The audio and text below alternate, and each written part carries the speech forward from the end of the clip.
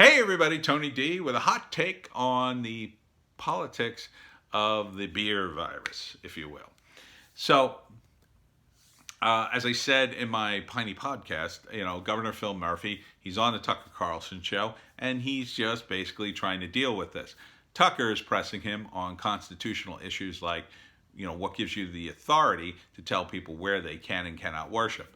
And there's a balance in there. And I think in Murphy's case, he's trying to maintain that balance. He says, at least, he's trying to work with local religious authorities and say, hey, can you do this or can you do that?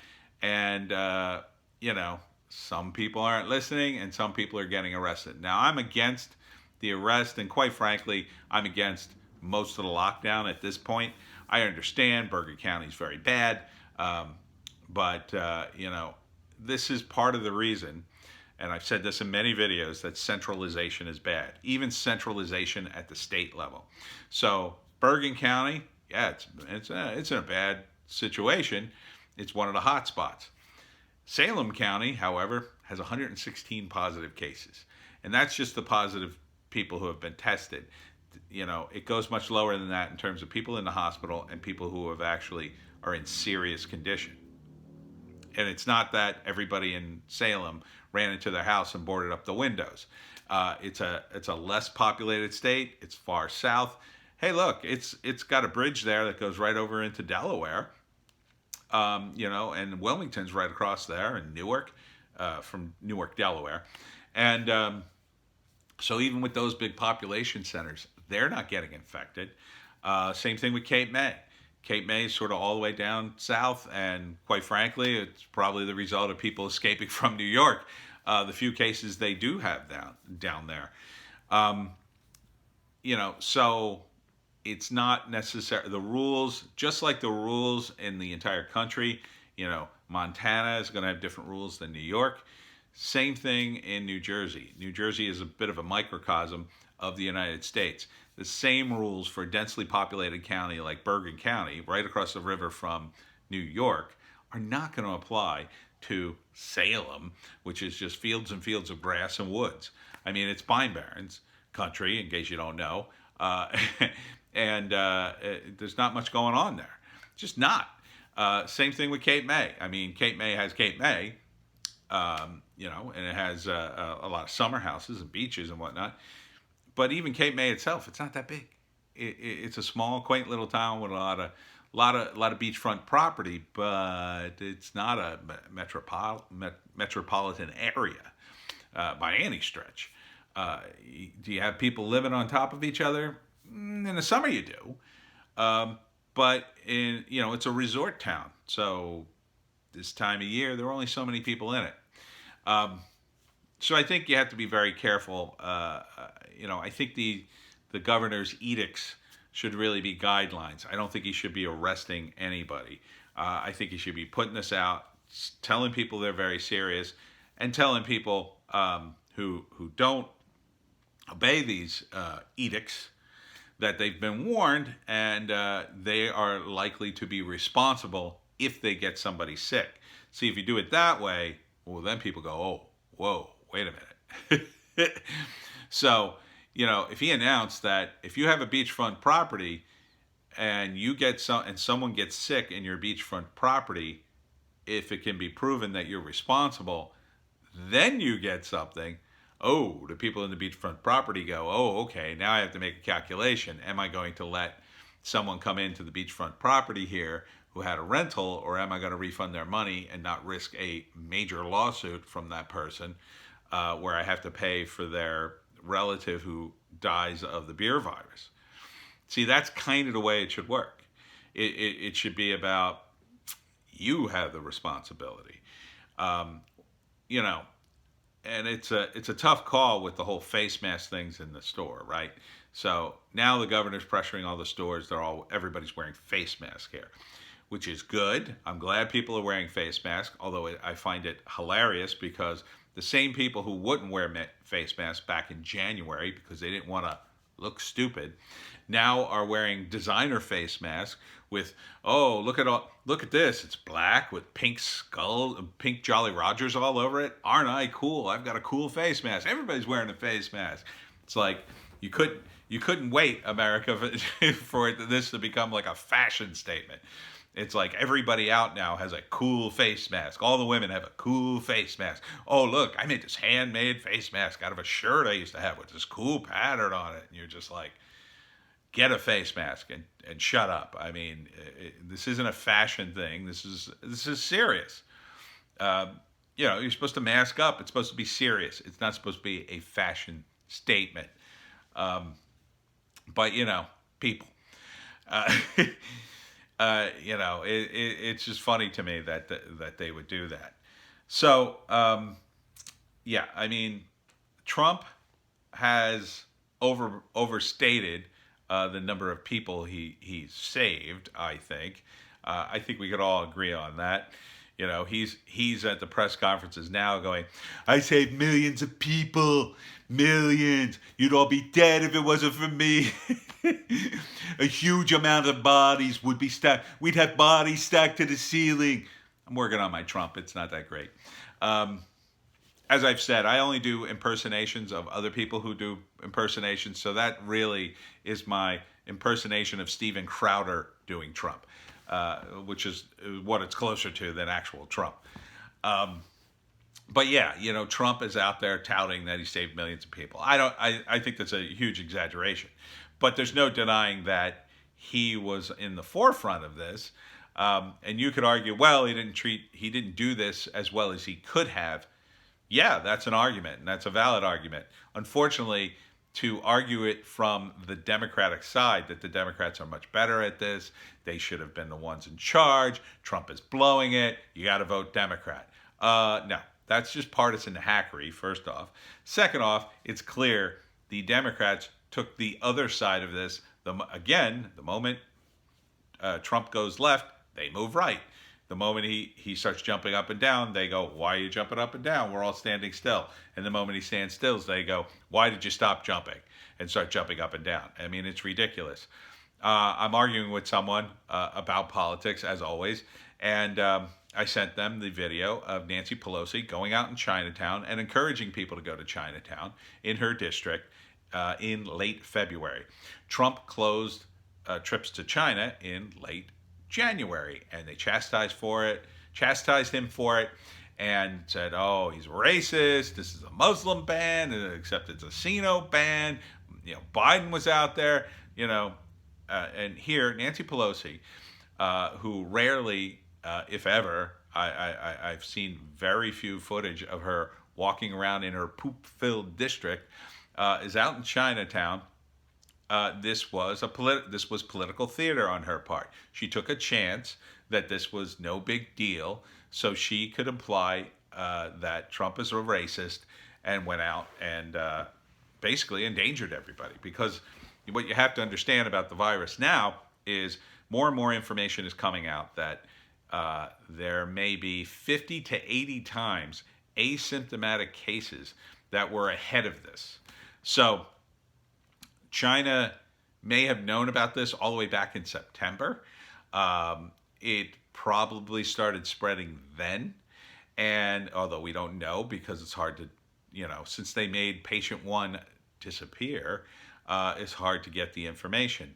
China is being very coy about it and not being very forthcoming. And they're communists, so you have to take everything they say as, well, is this really true? But if that's true, it's very possible that, by late September, certainly by October, this was all over Wuhan. And most people just thought it was the flu. And this was new. So in some respects, the Chinese could never have gotten on top of it, even if they had warned people back in, say September. Let's say they warned everybody in September. It may have been too late because they didn't know anything about the virus. It was very contagious. I mean, it has a 2-week incubation period. So by the time this woman got sick, she had probably already infected a bunch of her colleagues because she had had it for 2 weeks and didn't know it. And by the time they diagnosed her and started to wonder, well, what about everybody else? By that time, the genie was out of the bottle. All those scientists had been on the street, talking to people. The woman, patient zero herself could have been in the Wuhan market talking to people and infecting them and not knowing it. So, one trip to the Wuhan market, as crowded and as filthy as it was, could have infected dozens of people, for weeks, for 2 weeks, until she had symptoms that were so bad. Now, think on this too. She might not be patient zero. Patient zero could have been asymptomatic. Patient zero could have been one of the other scientists who went up into the caves and were playing around with the bats. He could have gotten it, got over it, never knew he had it, been spreading it around Wuhan and everywhere he went for months.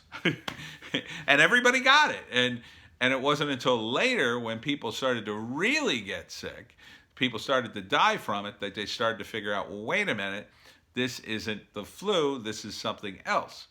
And by that time, thousands and thousands of asymptomatic cases were floating around China.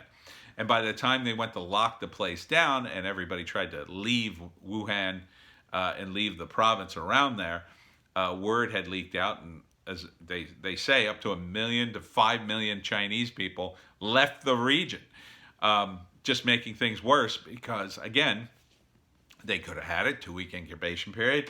They move out to the sticks to escape the virus, but they brought it with them, and now the whole village is done.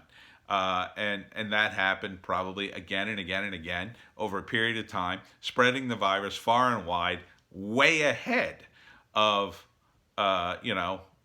January and February. It was probably here already. It was probably all over Asia and the United States. Just nobody knew it. Nobody saw it as a thing yet. There could be cases going back way before January, before he even closed the border. So, but the thing is, if you're, trying to escape the zombies, right? And someone's got a boat and they're about to leave the dock and you're being chased by the zombies and you go, wait, and they take off without you. But you're lucky enough that, well, the zombies go in another direction and go kill somebody else, and then you get into, a rowboat and catch up to the regular boat, and they say, gee, we're really sorry we didn't wait for you. You're not going to thank them. You're going to be pretty pissed off. So China certainly delayed telling anybody and covered up and lied about the virus, regardless if it turns out that it would have been impossible to keep this contained anyway. It wouldn't have had to been contained if you hadn't been mucking around with bat viruses in unsafe conditions. When you're dealing with a lab like the one in Wuhan, that was supposed to be a top level bio lab. I think they called it like a level 4, I want to say, which means like they deal with some of the most dangerous viruses and diseases in the world to experiment on them. To have cures, but when you're talking about a communist government, they may also be looking for weapons, because they don't have any qualms about looking for, we got a virus that we can inject into the water supply of our enemies and kill them all and not harm us. Yeah, give us that. So you have to be wary of things like that. But, as always, Trump is exaggerating his resume, but people are coming down on him for things that he has zero control of. And, I think it's a shame that, again, you can't get the Democrats and the Republicans just to work together. They got to constantly snipe at each other. I think Nancy Pelosi is particularly bad at it. She's been going on this full court press junction, or what do you call it? Press, when you go around, press tour, I guess you'd call it. And she's going on all these shows, and the optics on it are pretty terrible. So she's on the James Corden show talking about showing off her giant fridge of $13 or $12 ice cream, that's pretty dumb. That's pretty dumb.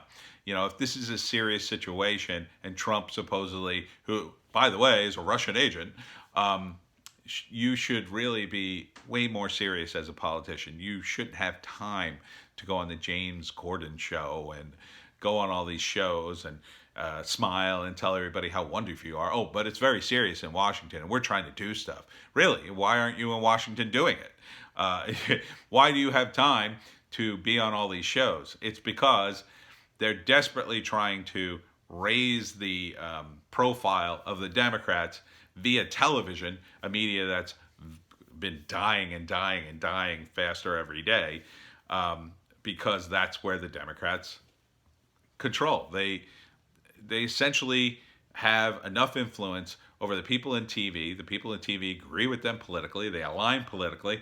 So yeah, I mean, look at The View. Look at ABC with George Stephanopoulos. This is the link I got from someone who's arguing politics with me. Oh, look at this George Stephanopoulos. George Stephanopoulos worked in the Clinton administration. I mean, he was essentially a Washington bureaucrat who now is a TV show host. Gee, I wonder what side he's on. He was interviewing Dr. Bricks, and is it Bricks or Bix? I can't pronounce it, but she was being relatively clinical about trying to give some information, but he's trying to dig at her. He's trying to see if like her and Dr. Fauci are getting along. And, you know, what do you think of this or that? You know, he's not. I thought Carlson was asking important questions about the Constitution. He's asking partisan questions only one way, you know, and those Carlson's questions about the Constitution also implicate Trump, because Trump, you know, has to worry about this stuff, and ultimately he's part of this whole lockdown. Whereas Stephanopoulos was only interested in tearing down Trump in his interview, in my opinion. You know, and then I was told, oh, you got to watch the next interview after that. Well, the next interview was the Washington governor, who's a Democrat. He hates Trump. It's very woke out in Washington. And, you know, everything Trump did was wrong. I mean, it's playbook DNC. I used to say, if I ever went on the Bill Maher show and was arguing with a Democrat or a Republican, I would just say, well, we don't need you two here. What we need are two fax machines, one from the DNC, one from the RNC, and whenever someone asks a question, the fax machine will just spew out your answer, and it'll be whatever generic talking point you guys have come up with that month. There's no need for any of you actual humans to be here, because you don't have anything to say other than your partisan nonsense. You know, and if you do, tell me all the things that you disagree with your party on. But you don't want to say that because, oh, you're a good party person and you don't want to get in trouble with the party, because that's how you get gerrymandered out of your district. That's how you lose money on the next campaign. You get scolded by the party. Trump is hated by the Republicans. He was hated by them. They hated what he did and how he won. Do they support him now? Well, he's a populist. The people support him very much. Now, do the people in the Republican Party, the actual hierarchy, support him? Well, now they have to, because they realize, well, we gotta support Trump now. But if things were going wrong for him, if his numbers weren't so amazingly high, and keep in mind, Trump's numbers he's going to be a re-elected numbers, or just under. He's something at like 46% now. That's very high. That's very high. And it's especially high that we're going through a crisis that he's supposedly mishandling so bad. And you get this impression from everybody in the sort of media elite that, well, the only people disagreeing this are these wackos who are staging protests, and they don't know what they're talking about. Patton Oswalt, who I'll talk about, I think, in the next segment, because I'm running out of time. And a lot of people are just piling on, saying, "Hey, what the hell are you doing?" But there's a reason these people are protesting, and I'll get into that in the next video.